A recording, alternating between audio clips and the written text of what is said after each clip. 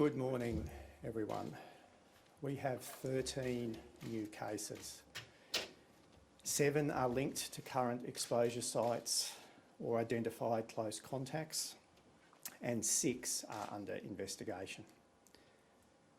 Only 4 of today's cases were in quarantine during their entire infectious period.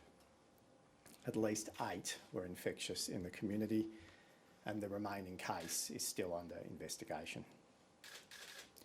We now have 13 people hospitalised with COVID-19 and 3 remain in intensive care. There were 3,061 tests conducted in the ACT yesterday.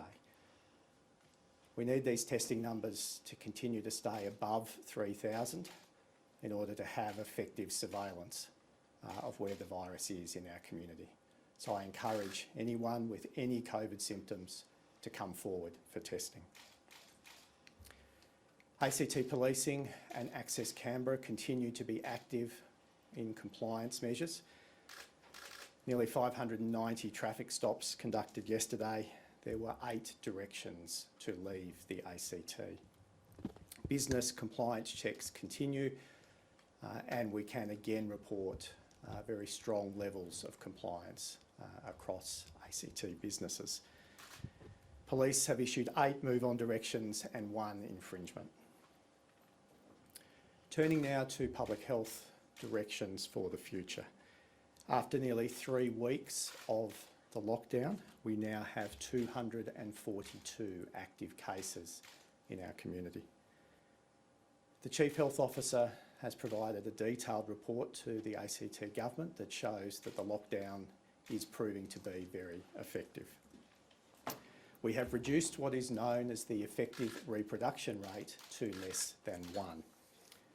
This means that across the community, each person who is infected with the virus is infecting less than 1 other person.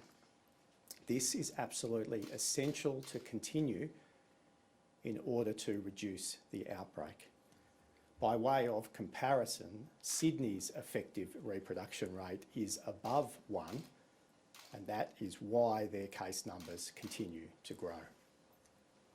Now, today's headline case numbers show that we are bending the curve down and are getting on top of the outbreak.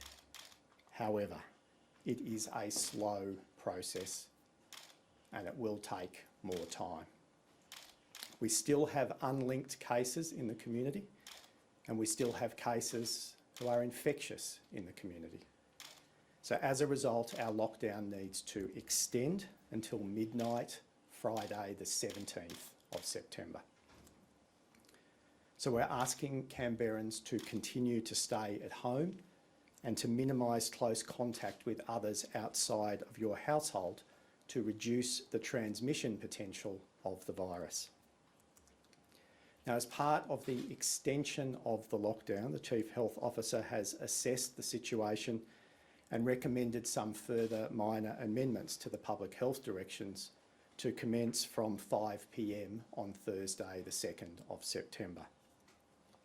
This includes doubling the outdoor exercise and recreation time to 2 hours each day, to give allowance for people who work predominantly outdoors, such as gardeners and landscapers, to return to work under COVID-safe requirements, and allowing a few more people to attend what will still be very small funerals and weddings. In relation to the construction sector, the partial reopening of the sector was outlined last week, and this will commence under stringent COVID-safe requirements this Friday. These requirements are going to be actively enforced by WorkSafe ACT and ACT Policing. The government will continue detailed work this week with industry stakeholders on the necessary strict COVID-safe requirements that would allow other parts of the construction sector, such as the residential construction sector, to recommence from 10 September, subject to the public health situation not deteriorating between now and then. With the extension of the lockdown, we have again worked really well and collaboratively with the Commonwealth Treasurer's Office to expand the COVID-19 business support grants. So thank you to Treasurer Frydenberg and his team for that close and effective collaboration. We're able to announce that one-off grants will be significantly increased to a maximum of $20,000 for employing businesses and $7,500 for non-employing businesses eligible under the scheme. Any business that has already made an application does not need to make a new application.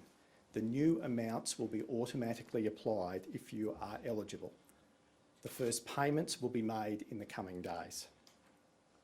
The Commonwealth has also confirmed that the COVID-19 disaster payments available through Services Australia will continue to remain available to Canberrans who have lost income during this lockdown period, subject to the Commonwealth's eligibility criteria being that the Commonwealth Chief Medical Officer extends the declaration of the ACT as a COVID-19 hotspot.